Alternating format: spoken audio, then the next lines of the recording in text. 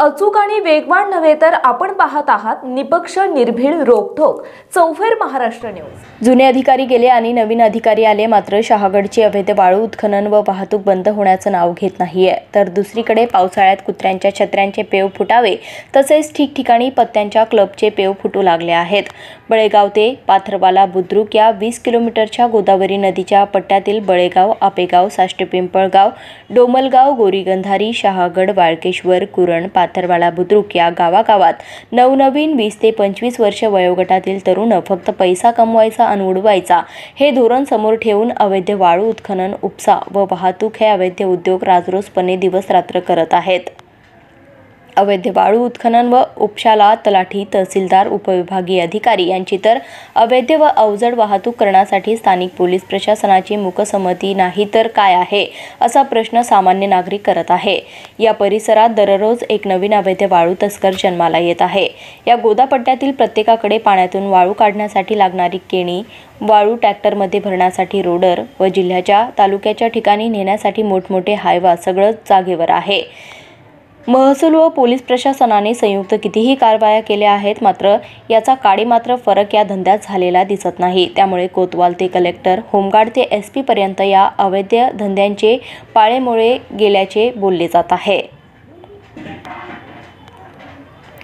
अलीकडच्या काळात जुने अधिकारी बदलून गेल्यापासून शहागडच्या पूर्व, पश्चिम, दक्षिण, उत्तर चारही दिशेला अवैध पत्त्यांच्या क्लबचे डाव जमू लागले आहेत। आज स्पर्धेच्या युगात स्मार्टफोन आल्यापासून अवैध व्यवसाय सुरू असल्यास नवीन सुरू झालेल्या 0 मिनिटात त्या विभागाला फोटो, व्हिडिओ सहित माहिती पुरवली जाते।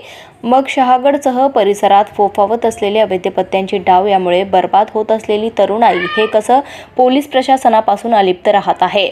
अवैध वाळू उत्खनन, उपसा करण्यासाठी कोतवाल, तलाठी, तहसीलदार यांची तुंबडी भरल्याशिवाय नदीत पाय ठेवता येत नसतो।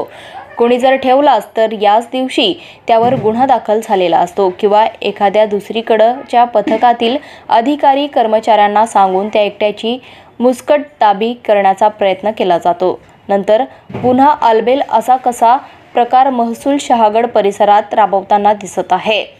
तर दुसरीकडे स्थानिक पोलीस प्रशासनाच्या हद्दीत अवैध धंदे फोफावत असली तर स्थानिक प्रशासनाच्या नाकावर टिचून स्थानिक गुन्हे शाखेचे पथक, ADS पथक, पोलीस अधीक्षक यांचे पथक परस्पर येऊन गुन्हा दाखल करून स्थानिक पोलीस प्रशासनाला त्यांच्या कर्तृत्वाची जाण करून देण्याचे काम करत असते। मात्र शहागडसह परिसरात अवैध वाळू व पत्त्यांचे डाव बिनधास्तपणे फोफावत चालले असल्याने या अवैध धंद्यांचे पाळेमुळे खालपासून वरपर्यंत पोहोचले असल्याची चर्चा नागरिक करत असून सर्व काही बिनधास्त व बिनबोबाट सुरू आहे असा आरोप नागरिक करत आहे।